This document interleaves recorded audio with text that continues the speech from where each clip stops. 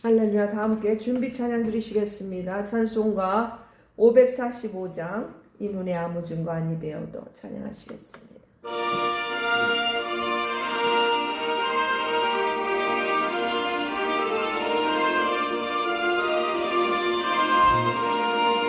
이 눈에 아무 증거 아니 배어도 믿음만을 가지고 손을 걸으며 이 귀에 아무 소리 아니 들려도 하나님의 약속 위에 서리라.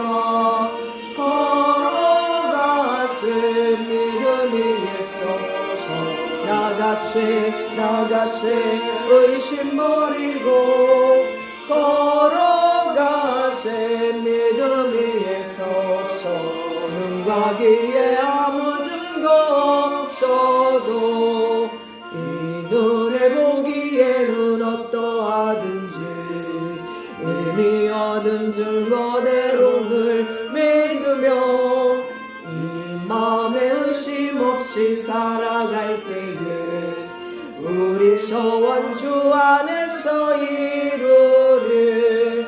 걸어가세 믿음 위에 서서 나가세 의심 버리고 걸어가세 믿음 위에 서서 눈과 귀에 아무 증거 없어도 주님의 거룩함을 두고 맹세한 주 하나님 아버지는 참 미쁘다.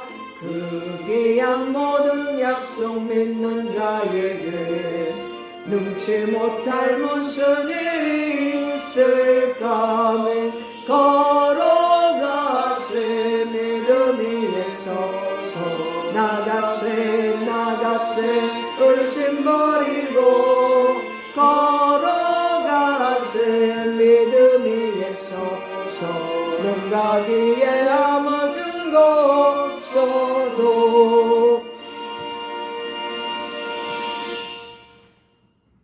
다같이 묵도하심으로 주일 예배 하나님 앞에 드리시겠습니다. 묵도하시겠습니다.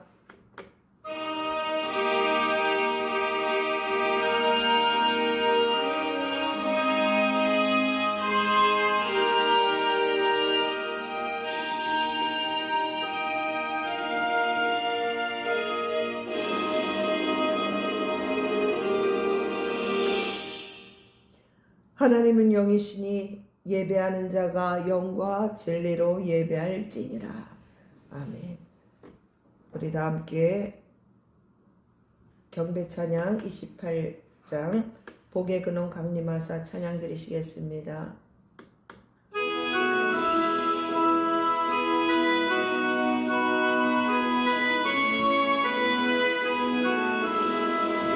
복의 근원 강림하사 찬송하게 하소서.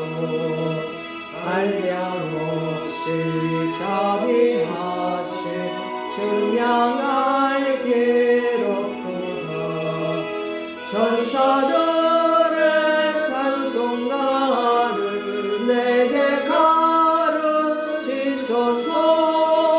구속하신 그 사랑을 항상 찬송합니다. 주의 크신 도움받아 이때까지 왔으니 이와 같이 천국에도 이르기를 바라네.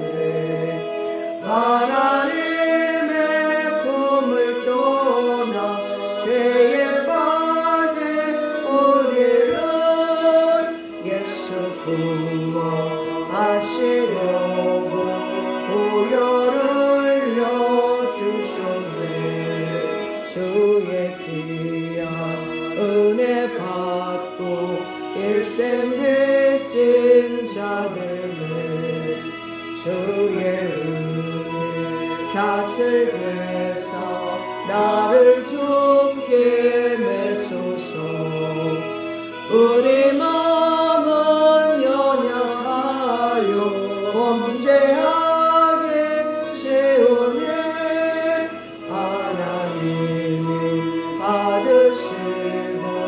천국에 넣으시소서.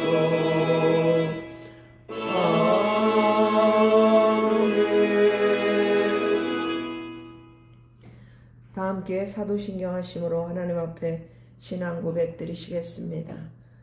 전능하사 천지를 만드신 하나님 아버지를 내가 믿사오며 그의 외아들 우리 주 예수 그리스도를 믿사오니 이는 성령으로 잉태하사 동정녀 마리아에게 낳으시고 본디오 빌라도에게 고난을 받으사 십자가에 못 박혀 죽으시고 장사한 지 사흘 만에 죽은 자 가운데서 다시 살아나시며 하늘에 오르사 전능하신 하나님 우편에 앉아 계시다가 저리로서 산자와 죽은 자를 심판하러 오시리라. 성령을 믿사오며 거룩한 공회와 성도가 서로 교통하는 것과 죄를 사하여 주시는 것과 몸이 다시 사는 것과 영원히 사는 것을 믿사옵나이다. 아멘. 우리 다 함께 찬송가 488장 이 몸의 소망 무언가 찬송하시겠습니다.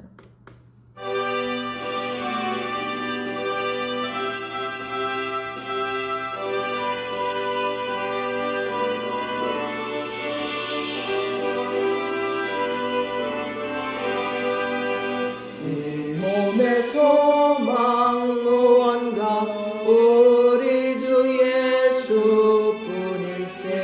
우리 주 예수밖에는 믿으리 아주 없도다. 주 나의 반석이 있으니 그 위에 내가 서리라. 그 위에 내가 서리라. 무섭게 바람 부는 밤 물결이 높이 설렐 때 우리 주 크신 은혜에 소망의 닻을 주리라. 주 나의 반석일세니 그 위에 내가 서리라. 그 위에 내가 서리라. 세상에 믿던 모든 것 끊어질 그날 되어도 구주의 언약 믿사와 내 소망도 크리라. 주 나의 반석 있으니 그 위에 내가 서리라. 그 위에 내가 서리라. 바라던 천국 올라가 하나님 앞에 배울 때 구주의 의를 힘입어 어여치 바로 서리라. 주 나의 반석 있으니 그 위에 내가 서리라. 그 위에 내가 서리라.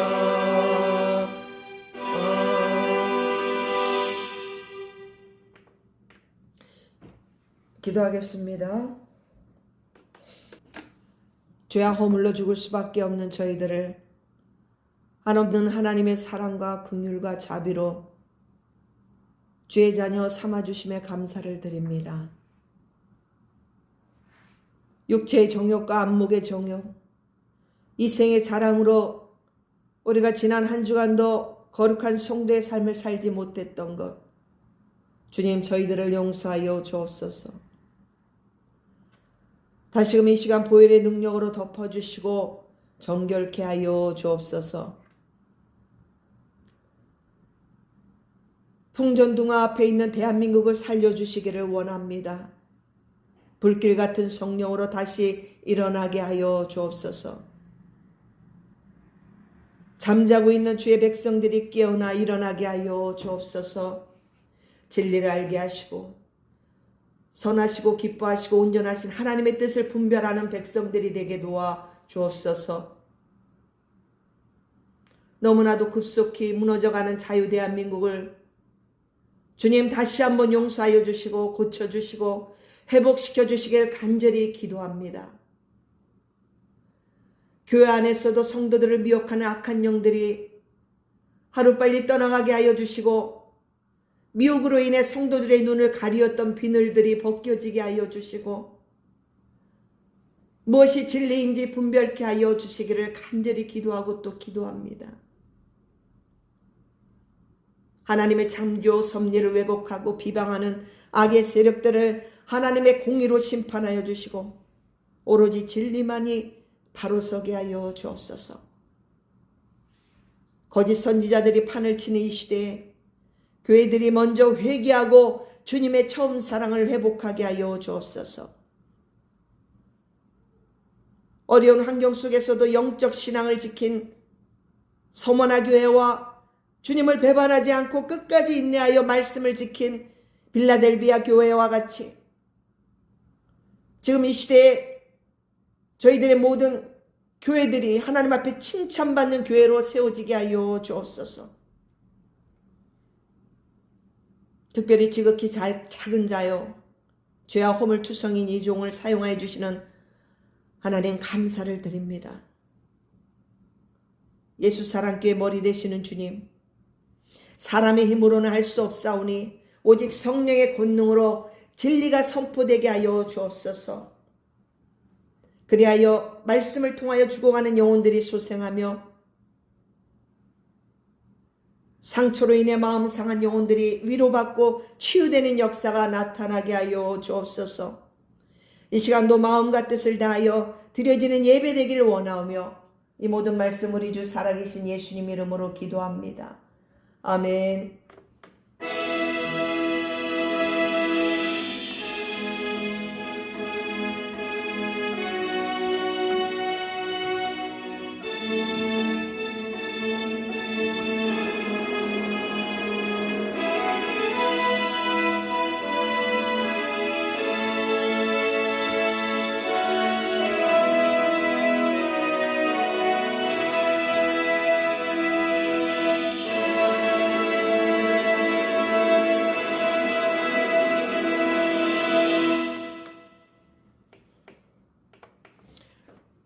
오늘 하나님의 말씀은 신약성경 누가복음 마태 마가 누가 있죠? 누가복음 21장 마태복음 21장 34절 한 절만 보겠습니다. 너희는 스스로 조심하라. 그렇지 않으면 방탕함과 술취함과 생활의 염려로 마음이 둔하여지고 뜻밖의 그날이 덫과 같이 너희에게 임하리라. 아멘. 오늘 하나님의 말씀은 너는 스스로 조심하라는 제목을 가지고 말씀을 전하도록 하겠습니다. 먼저 주님은 누가복음을 통해서 너는 스스로 조심하라고 말씀하고 있습니다.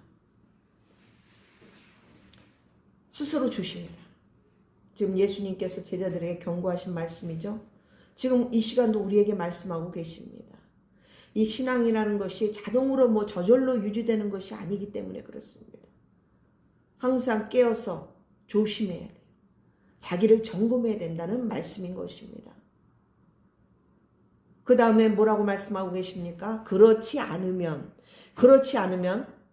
방탕함과 술취함과 생활의 염려로. 여러분, 방탕함과 술취함과 생활의 염려로. 이 세 가지 요소들은 이 시대, 지금 마지막 시대를 우리가 살아가는 우리 신부들로서, 교회들로서 주님 맞이할 준비를 해야 되는데 그것을 방해하는 요소들이라는 거예요. 육체적 쾌락, 절제되지 않는 그러한 삶, 세상 걱정, 먹고 입고 마시는 문제, 미래에 대한 그 불투명한 미래에 대한 불안들로 인해서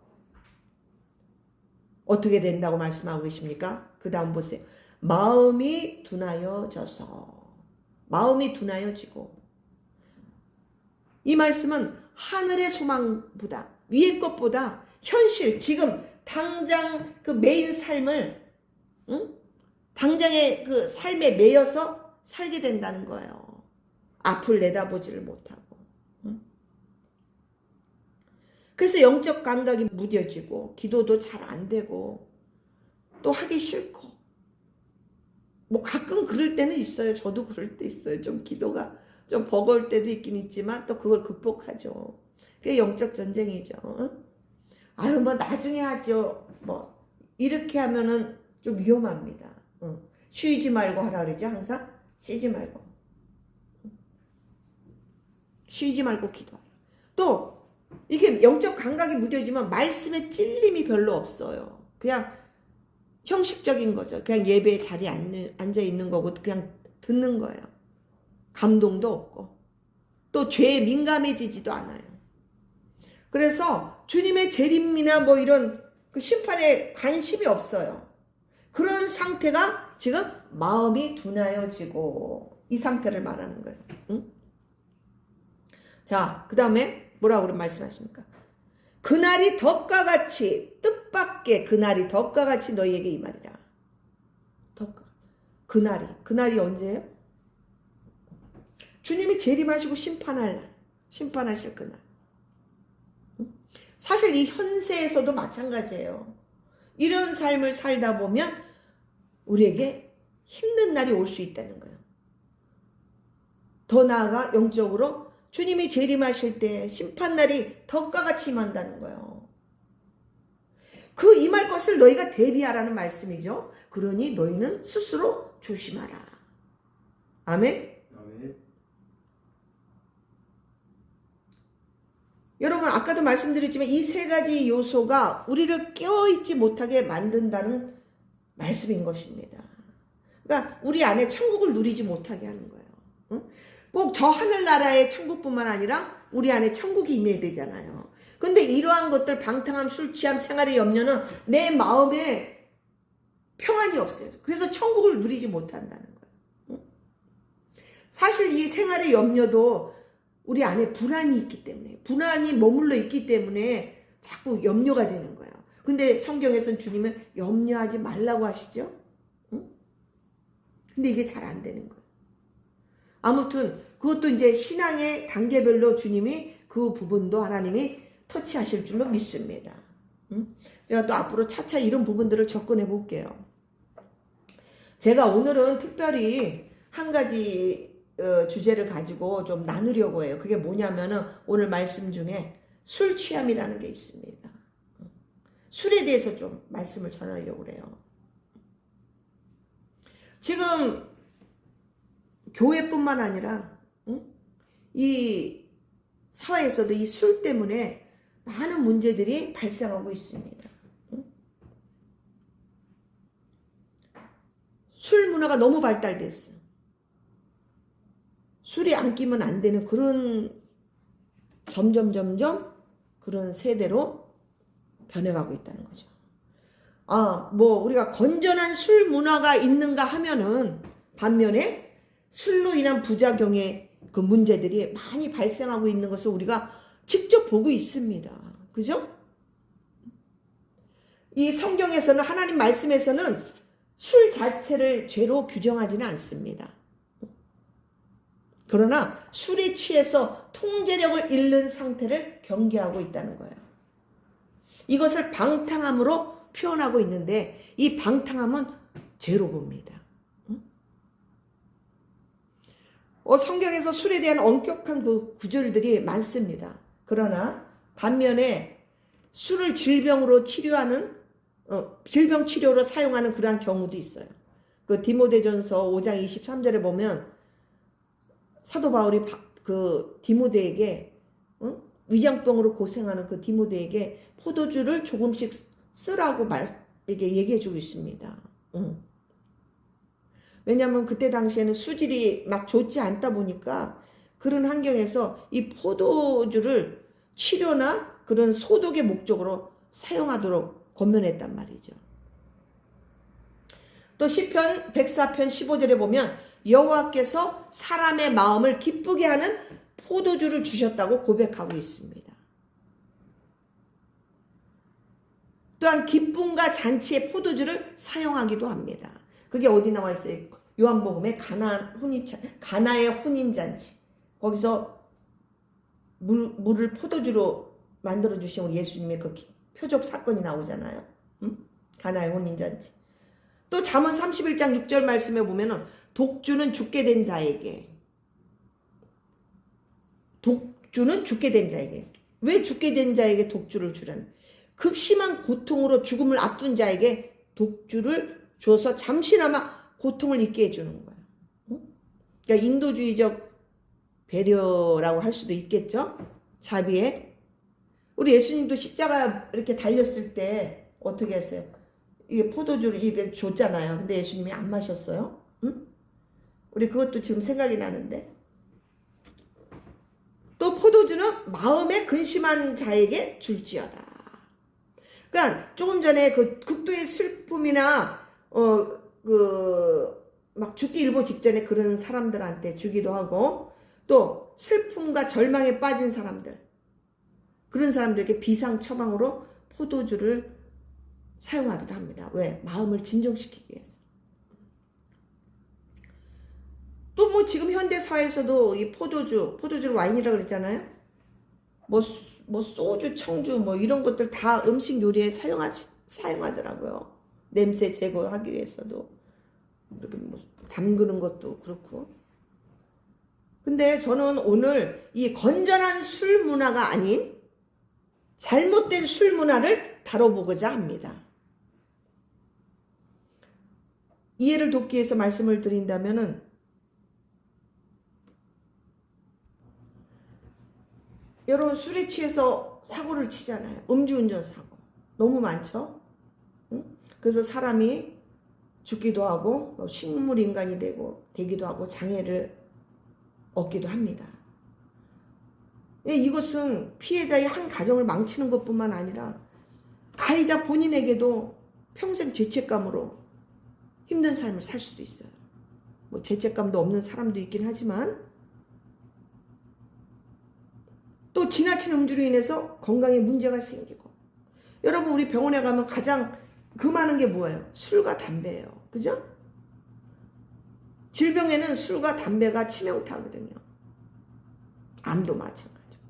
또 이 지나친 음주로 가족 간에 갈등이 생깁니다. 또 때로는 폭력이 발생해요. 가정폭력. 사건 사고가 끊이지 않는다는 거죠. 이거 평상시 때 이렇게 마실 때는 별 문제가 없다가 어느 날 한방, 에이 나는 괜찮아, 나는 조심해, 그러지만요, 이 술이라는 게 그렇지 않습니다. 어느 날 한방에 훅 가는 수가 있어요. 응? 예측할 수 없이. 그래서 요즘 현대는 이 중독에 대한 문제를 다루고 있잖아요. 응? 술이 없으면 견디기 힘들 정도, 의존하게 되는 상태. 이것을 중독이라고 보통 말하지만 요즘 심리학에서는 중독이란 단어를 쓰지 않고 알코올 사용 장애라고 명칭을 합니다. 뭐 오늘은 제가 단순히 술 마시지 마세요 이렇게 말씀을 드리려고 하는 것이 아닙니다. 오늘 말씀은 왜 사람들이 술에 기대어 사는가, 이거에 대해서 먼저 짧은 시간이지만 좀 나눠보도록 하겠습니다. 우리 사람은 괴로우면 벗어나고 싶어 합니다. 외로움으로부터, 또는 분노로부터, 또 우울해지거나 불안하면, 또 어떤 큰 충격으로 그 충격이 잊어버리고 싶어. PTSD, 그 외상후 스트레스 있잖아요. 그런 걸 잊고 싶은 거예요. 회피하고 싶어. 자꾸 생각이 나니까. 그래서 술을 입에 대기 시작합니다. 그래서 술을 마시면 잠시 긴장도 풀리고 불안도 줄어들기도 합니다. 근데 여러분 잘 들어보세요. 이러한 현상을 우리 인간의 뇌가 기억을 한다는 거예요. 응? 술을 마시면 긴장이 풀리는 거, 불안도 좀 줄어들고, 그래서 용기도 많이 얻잖아요, 술로. 그래서 이거를 뇌가 기억한다는 거예요. 어떻게 기억하느냐? 아, 힘들 때 술을 마시면 조금 낫네? 괜찮아지는구나. 이렇게 기억을 한다는 거예요. 그래서 이걸 우리 심리학에서는 부정적 강화라고 표현을 하는데, 이 부정적 강화라는 것은 내 자신이 불쾌하거나 뭐 싫어하는 그 자극으로부터, 그 요인으로부터 벗어나고자 하는, 해방되고자 하는 그런 자기 방어적 보상 체제를 이용한다는 거예요. 술로 대신. 지금 오늘 술이라서 그렇지, 술 아닌 뭐 마약이라든지, 응? 뭐 도박이라든지, 뭐 그런 거 있잖아요. 게임 중독이라든지 이런 걸로 대체하려고 그런단 말이에요. 응? 그것으로 이용하려는 거죠. 그래서 오늘은 술을 다루니까 오늘 술에 대해서만 얘기하겠습니다. 그래서 술 마시는 동안에는 고통이 줄어드니까 잊어버릴 수가 있으니까 자꾸 반복하게 되는 거예요. 그래서 술을 회피 수단으로 사용하게 됩니다. 그래서 이것을 반복되다 보면 내가 학습을 해가지고 이제 뇌의 보상 시스템이 작동한다. 이걸 우리가 알아두면 좋아요. 그래서 우리 뇌는 여러 가지 신경 전달 물질이 있는데 그 중에 도파민 같은 이 물질이 생기면 어떻게 기분이 좋아지는 거예요. 응? 술을 마셨을 때. 그러면은 자꾸 반복 욕구가 생긴다는 거죠. 이해가 가십니까? 그래서 퇴근하면 술, 스트레스 받으면 술, 주말에도 술, 반가워도 술, 외로워도 술, 슬퍼도 술, 모이면 술. 이와 같이 술이 빠지면 안 되는 생활이 되어버리는 거예요. 그런데 여러분, 우리가 어릴 때 성장 과정을 한번 살펴볼 필요가 있습니다. 이 어릴 때 이 성장 과정에서 사랑받지 못했다거나, 응? 버림받을지도 모른다는 그 두려움, 또 그 마음의 공허함 같은 거, 또 죄책감, 엄마를 지켜주지 못했고 아빠를 지켜주지 못했. 예를 들면 그런 그 누구야? 그 누구지? 그 심리학 저기 김창호 그 사람도 멘붕에 빠진 적이 있었죠. 아버지로부터 엄마를 지켜주지 못했다는 그 죄책감으로 엄청 힘들었다 그랬죠. 응? 또 수치심 등 이런 감정들이 내면화되어 있는 분들은 그 보상체계 그 매체인 술을 의지하게 되는 거예요. 왜냐하면 술을 먹으면은 잠시 덮어주거든요.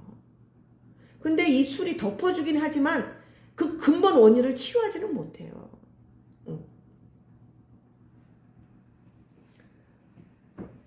그런데 이런 현상들이 이런 술, 뭐 담배, 뭐 성중독, 섹스 중독도 있어요. 게임 중독, 도박 중독, 약물 중독. 약물은 뭐 마약 뭐 이런 거를 말하는 거죠. 쇼핑 중독, 공부 중독도 있어요. 이러한 중독 현상은 주로 어디에서 많이 나타나냐면은 엮이는 가정 속에서 많이 나타나요. 엮이는 가정들, 거기서 자란 사람들, 자란 자녀들. 엮이는 가정이 뭐냐면은 가족 안에서 이 소통이 안 돼요. 뭐 사랑이나 소통이 잘 안 돼. 건강하게 이루어지지 않는다는 거예요. 서로 상처를 줘. 막 언어로. 응? 상처를 주고 받아요. 겉으로는 별 못 느끼지만은 뭐 또 뭐 조부모 가정, 뭐 할아버지나 할머니 이런 분의 손에 자란 자녀들, 또 왜 한부모 가정들. 이런 분을 통틀어서 우리가 결손가정이라고 그러잖아요. 응? 또는 뭐 부모님의 외도라든지 뭐 가정폭력, 언어폭력, 또 비난하거나 무시하거나 뭐 강압적으로 억압하거나 통제하거나 이런 것들이 반복되는 가정을 엮이는 가정이라고 그래요. 응? 이런 경우에는 가족들의 이 마음이 완전 피폐해지는 거예요. 응? 상처투성이고. 여기서 문제가 발생한다는 거죠. 응? 왜냐하면 대화보다 싸움이 많으니까. 응? 또 감정을 참아야 돼. 숨기고 살아야 돼. 또 실수하면 막 야단을 치고 정죄합니다. 응? 두드려 패고 막. 응? 서로 신뢰하지도 못해.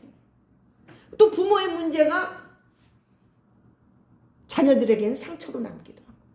그래서 결국은 두려움과 수치심 속에서 살아가게 만든다는 거예요. 조금은 이해가 가시죠? 그런데 이 엮이는 가정의 반대가 뭐냐면은 숨기는 가정이라고 해요. 숨기는 가정. 말 그대로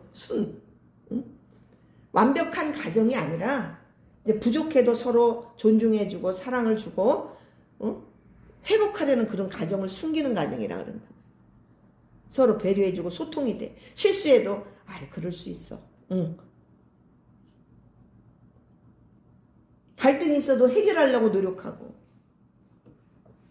그리고 그리스도 안에서 믿음 안에서 서로 기도해 주는 거예요. 너무 힘든 부분들. 그래서 같이 합력해서 선을 이루는 거죠. 그래서 이 숨기는 가정이 문제가 없는 가정이 아니라 문제를 함께 풀어가는 가정, 이렇게 보시면 돼요. 그래서 바람직한 가정이다, 이렇게 이해하시면 되겠습니다. 근데 우리 세대, 저는 이제 60이 넘었지만 저뿐만 아니라 윗세대 이런 분들은 거의 다 엮이는 가정이 대부분이었어요. 뭐 지식 부분에서도 많지 않기 때문에, 무지한 분들 많기 때문에 뭐 자녀들은 뭐 잘 보육하고 양육해야 된다는 그런 사고가 없었단 말이죠.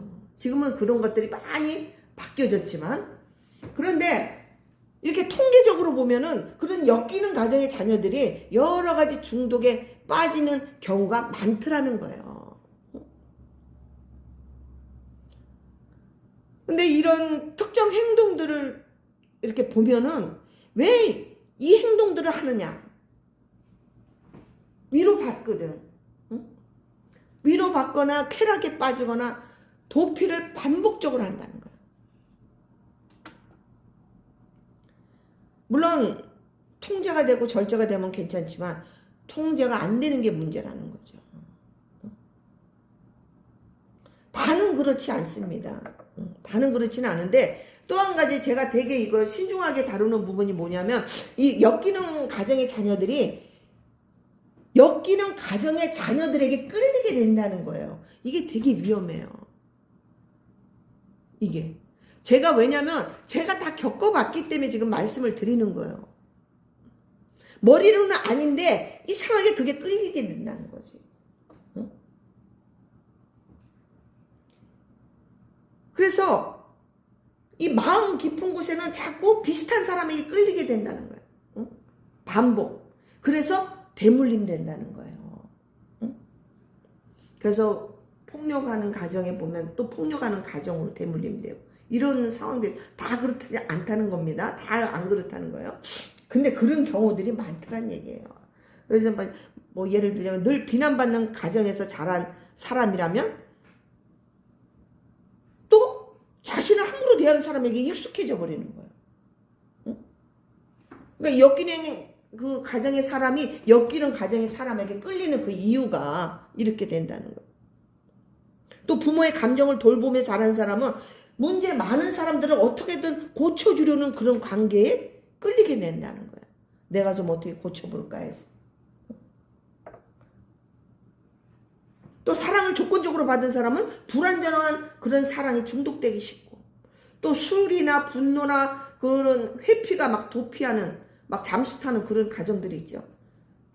근데 그런 것들을 이 엮이는 가정의 사람들은 그걸 정상처럼 여긴다는 거죠. 거기에 젖어서 살았기 때문에. 그래서 여러분, 이게 저는 항상 이거를 되게 안타까워하는 부분인데, 이런 부분을 참고하시면 참 좋습니다. 그래서 만약에 여러분 자녀들이나 이런 주위에 이런 것을 보면은 한번 이런 것들을 좀 참고하시고 아주 신중하게 여러분 다루시기를 좀 부탁드리고 싶어요. 아주 신중하게 고민해야 된다는 얘기죠. 그래서 그 집안도 보는 게 중요합니다.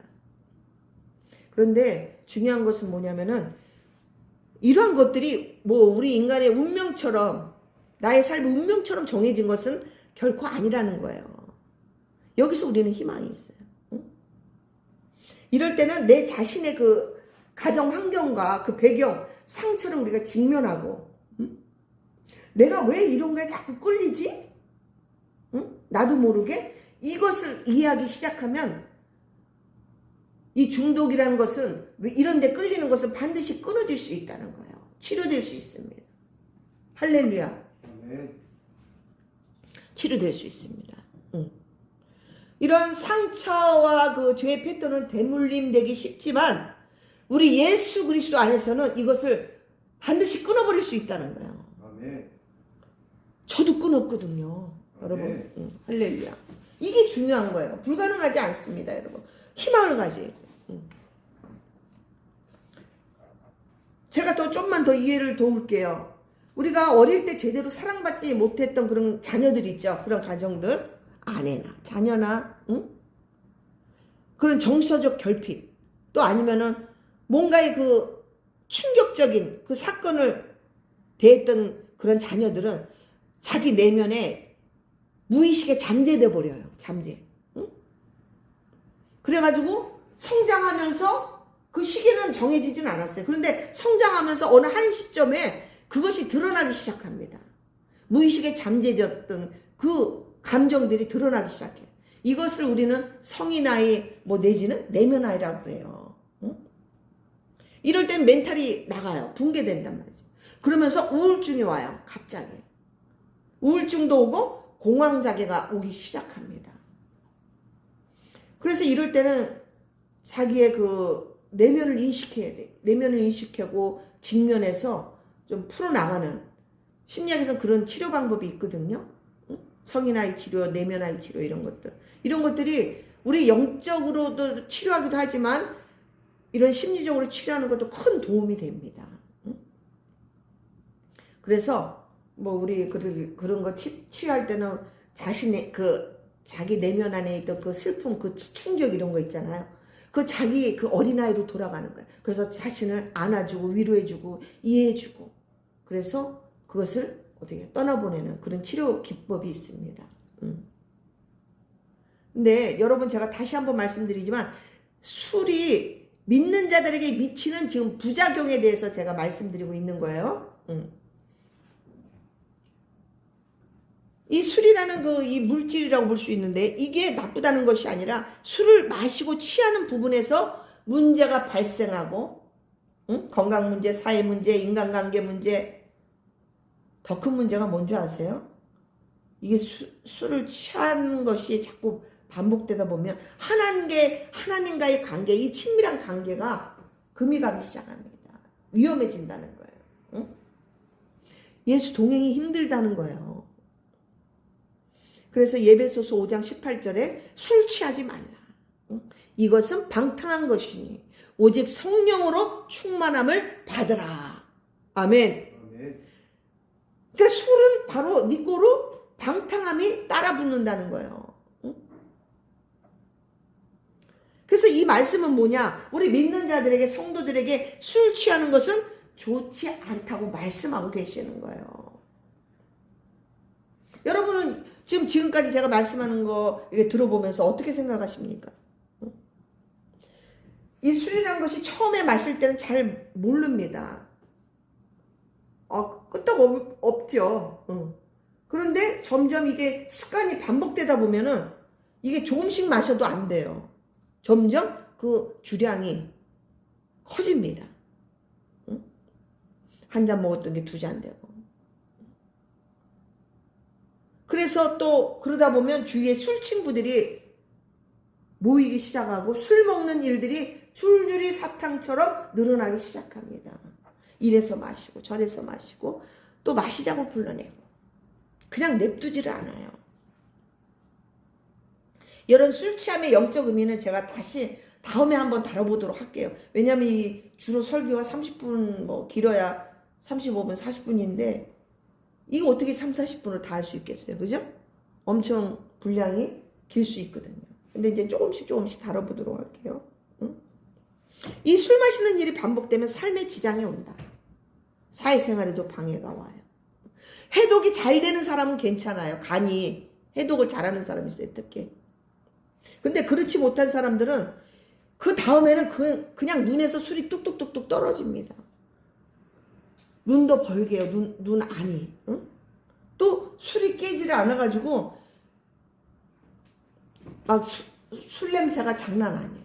옆에 이렇게 지나가도 술 냄새가 나. 응? 그렇게 깨지 않아서 헤매는 그 모습을 볼 수도 있어요. 당연히 그러다 보니까 일에 직장에 지장이 오죠. 그걸 안 그런 척 하려니 얼마나 힘들겠어요. 응? 그래서 일상 삶에서 손해가 따라온다. 그래서 이런 것들을 알코올 사용 장애라고 부른다고 제가 아까 말씀을 드렸죠. 응? 조절 능력이 떨어지고 끊기 어려운 게 되는 거. 이런 특징이 있다는 거죠. 각자 이제 좀 마실 줄 아는 분들 이런 거를 듣고 한번 자기를 이렇게 점검을 해보면 참 좋겠어요. 나는 어느 정도 수준인가. 이제 이게 술이라는 것이 이제 마시면 막 긴장도 완화되고 불안도 감소하고, 응? 순간적으로 편안함도 느끼고 재밌기도 하겠죠. 근데 이런 것들을 우리 내가 기억한다. 그래서 힘들 때는 술을 마시면 빠르게 좋아지는구나 하고 내가 기억한다는 거 여러분 기억하시고, 응? 그래서 또 마시다 보면 더 양이 늘어난다. 왜냐하면 내성이라는 거 들어보셨죠? 약도 마찬가지지만, 응? 이 술도 마찬가지. 내성이 생기는 거예요. 그래서 조금 마시면 안 되는 거예요. 그래서 더 많이 마시게 되고. 근데 또 금단현상이라는 거 있죠? 들어봤죠? 그것도 마찬가지예요. 이제는 술을 안 먹으면 왠지 불안해. 괜히 짜증도 나고 또 우울 모드로 들어갑니다. 그리고 또 잠이 안 와요. 응? 또 어떤 분은 이제 손이 떨리기도 하고 그걸 수전증이라고 하죠.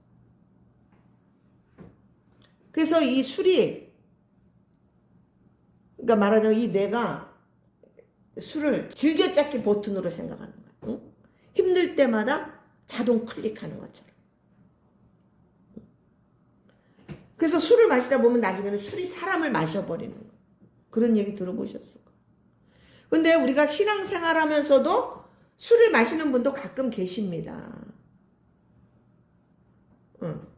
저는 뭐 누구보다도 잘 알고 있지만 난 이런 것들이 저는 남의 일 같지가 않더라고요.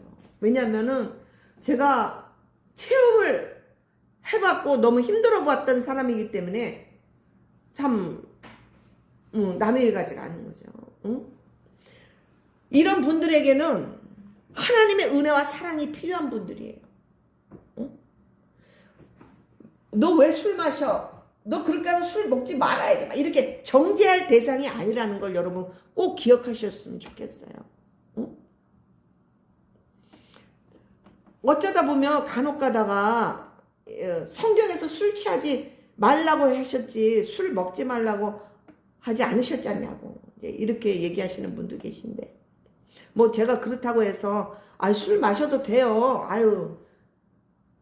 굳이 그렇게 말하지는 않습니다. 왜냐면요 저 경우에요. 제 경험상 옛날에 제가 예수님 앞에 예수님을 만나기 전에 예수님 앞에 꼬꾸라질 때 그 꼬꾸라지기 전에는 제가 한술했던 사람이거든요. 그러니까 여러분 들어보면서 어떻게 저렇게 잘 알지 그랬을 거예요. 제가 한술했던 사람이거든요. 마실 줄 아는 정도가 아니라 자주 마셨다는 얘기예요. 제가 좀 가지가지 여러 가지 했거든요. 그래서 제가 이쪽 방면은 제가 맛을 좀 봐서 안다는 얘기예요. 뭐 비슷한 목사님도 계시더라고요. 지금 뭐 유명하신 그 베이직 교회인가? 그 조정민 목사님. 그분도 또 한술 하셨더만요. 그분은 뭐예요? 앵커, 기자 뭐 이런 활동하셨잖아요. 그러니까 거의 매일 술자리에 있었다는 거예요. 그래서 늘 술로 그냥 인생의 공허함을 채우셨다고 그런 고백하시는 것을 들었는데 웃으면서. 왜냐면 그분이나 뭐 저나 세상에서 때로는 방황하다가 그 어려운 그 인생의 고비 우여곡절을 다 겪고 나서 예수님을 만났거든요. 처음부터 그걸 뭐라 그러지? 처음부터 뭐 신앙 있는 집에서 자란 게 아니라 모태 신앙이 아니라 무슨 말인지 이해가 가죠. 세상에서 방황하다 하나님이 탁 갈고리로 건져서 이렇게 씻어서 깎아서 이렇게 사용하는 종이라서 그 부분들을 제가 잘 알거든요. 그래서 저도 어떻게 성령의 도우심으로 하나님의 은혜와 긍휼과 그 자비로 다 그런 것들 끊어버리고 지금 이렇게 목사로 서게 됐던 거예요. 그래서 저의 인생의 스토리를 보면 하나님의 살아계심을 알 수가 있습니다. 이건 좀 우스갯소리고요. 제가 술 문제에서 다 전문가로 알 수는 없지만 다만 이 술의 부작용 이런 것들 보면 어떤 사람은 이제 뭔가를 이루기 위해서 맨정신으로 못해요. 술 힘을 빌어요. 술을 마시고 얘기를 하는 거지. 그래서 술 힘을 빌리시는 분. 또 술에 취하면 분별력이 떨어지는 분 계셔요. 간이 배 밖으로 막 나와. 그게 겁이 없어져. 그래서 위아래가 없어요. 할 말 못할 말 다 합니다. 또 어느 순간에는 본의 아니게 그 누군가에 큰 상처를 주기도 하거든요. 그리고 자신이 상처를 준지도 몰라요. 그 또 어떤 분은 가족들을 되게 피곤하게 하는 분들 계셔요. 어떤 분은 술로 인해서 폭력도 행사하지만은 저는 전에 그런 술 먹고 막 가족 마누라 이렇게 때리는 그런 거 신고도 한번 해본 적 있어요. 잠도 못 자게 합니다. 그런 집사님 제가 또 한번 저기 얘기를 들어본 적도 있는데 술 깰 때까지 잔소리 한다는 거예요. 그 다음 날까지, 새벽까지. 이런 사례가 의외로 많아요. 그럼 여러분 이런 모습들이 이 술로 인한 이런 모습들이 덕을 세우지 못한다는 거예요. 이해가 가시죠? 덕을 세우지 못한다. 사도 바울은 그렇게 말합니다. 모든 것이 가하나 모든 것이 유익한 것은 아니라고 말하고 있습니다. 이 말이 무슨 말이냐면 예를 들어서 지금 술 얘기했으니까 내가 많이 술을 마시는 것이 다른 형제들에게 덕이 안 되고 믿음을 실족시키게 한다면 하지 말라는 의미예요.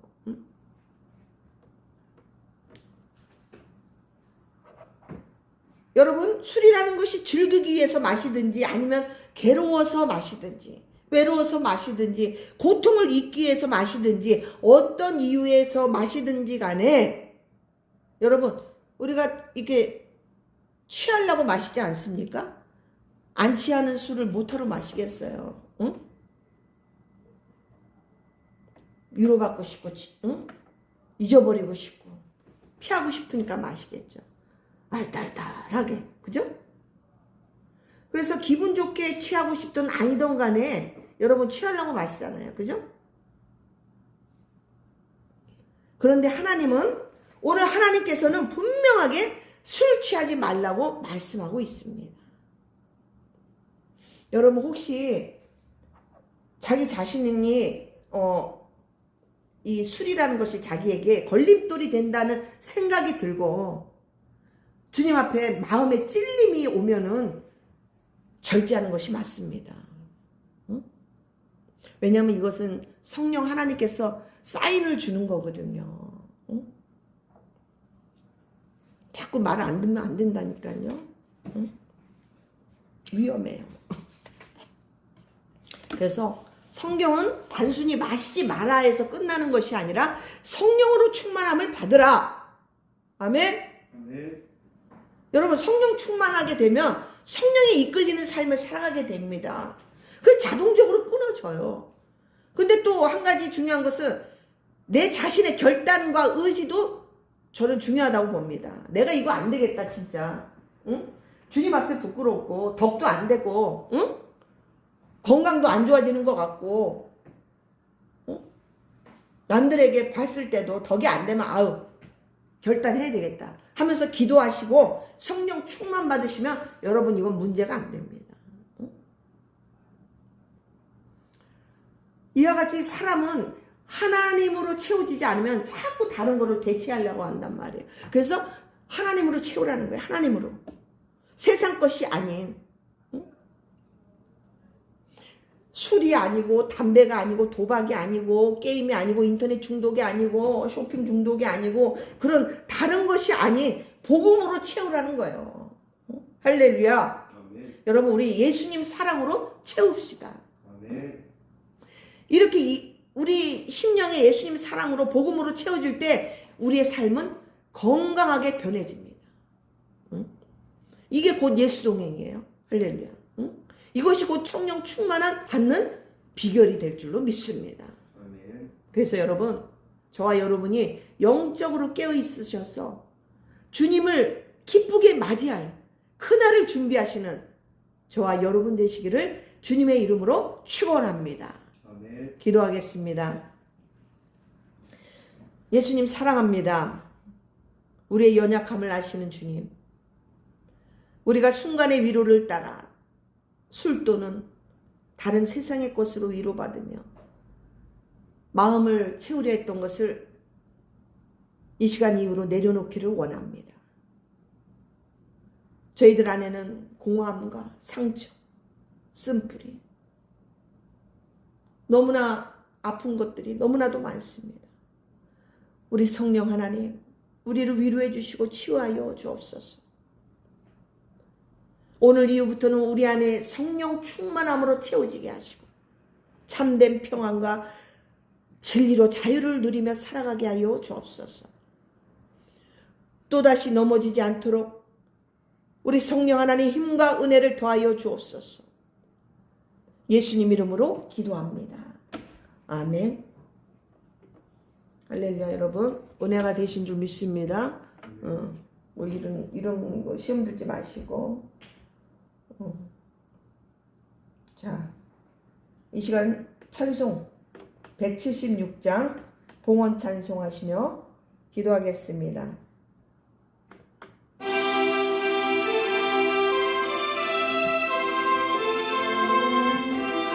2절까지만 하겠습니다.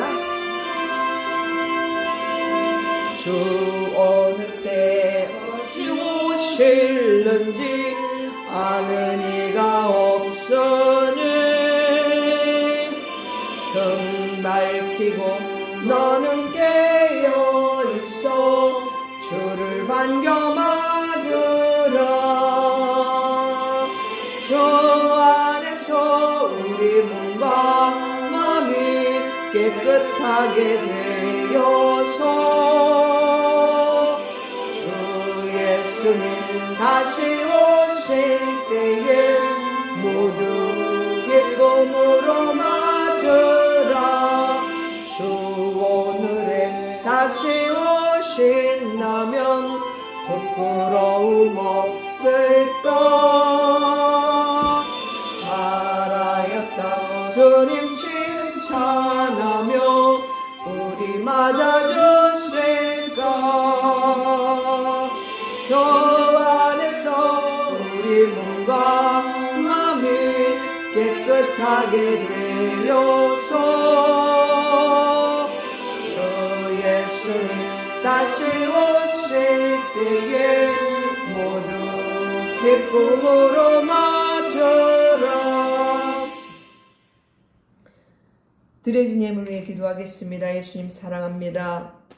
오늘도 하나님 앞에 감사 예물로 영광 돌립니다. 특별히 어려운 가운데서도 힘든 가운데서도 항상 주님 앞에 드리기를 주저하지 않고 마음을 들여 하나님 드리는 그 손길을 우리 주님 기억하여 주옵소서. 그 드려진 그 11조 위에 그 손길 위에 하나님 30배, 60배, 100배, 1000배 만배로 갚아주시기를 원합니다. 하나님 주께서 위로하여 주시고 평안을 주시기를 원하옵고 더욱더 기쁜 마음으로 감사함으로 드릴 수 있는 복된 손길 되게 하여 주옵소서. 우리 하나님 시간을 드리는 분, 또 봉사로 드리는 분, 이 모양 저 모양으로 하나님 앞에 헌신하는 그 분들의 그 믿음을 주여 받아주시고 그들에게도 크신 은혜 베풀어 주시기를 간절히 기도합니다. 이 물질 주님 주의 이름으로 아름답게 선교하며 구제하는데 아름답게 쓰임받게 하시고 이 종이 주의 사명 감당하는데 모자람이 없도록 하나님 공급하여 주옵소서. 주여 모든 것 감사를 드리며 살아계신 예수님 이름으로 기도합니다. 아멘.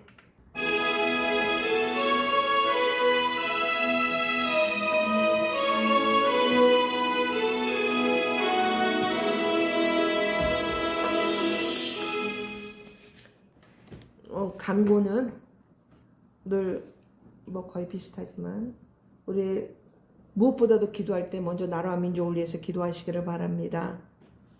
또 성령 충만받기를 기도하시고 그러면 도와주십니다. 하나님이 도와주시고 인도해 주실 줄 믿습니다. 또 우리 예수사랑교회 그 유튜브에 보시면 앞에 안산자를 붙였어요. 그리고 띄고 스페이스바를 띄고 예수사랑교회를 이렇게 가로로 이렇게 쳤어요. 가로 열고 예수사랑교회하고 가로 닫고 이렇게 검색하시면 아마 나올 거예요. 이렇게 초원이 보일 거예요. 초록색, 녹색. 그래서 여러분 또 무시로 들어와서 이렇게 오늘 같은 말씀 한 번으로 끝내지 마시고 2번, 3번 들으시면 이 부분에 대한 지식도 늘어가고 또 여러분의 삶에 많은 도움이 될 줄로 믿습니다. 그리고 더욱더 많은 이들이 들을 수 있도록 여러분 기도해 주시기를 바랍니다.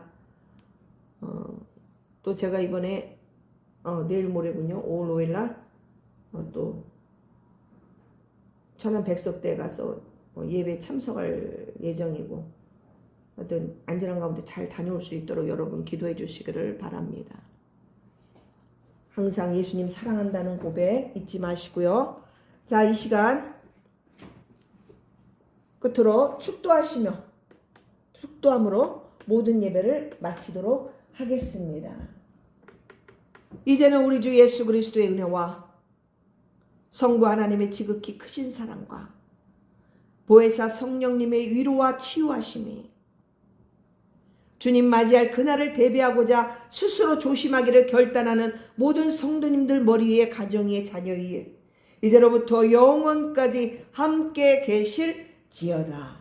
아멘.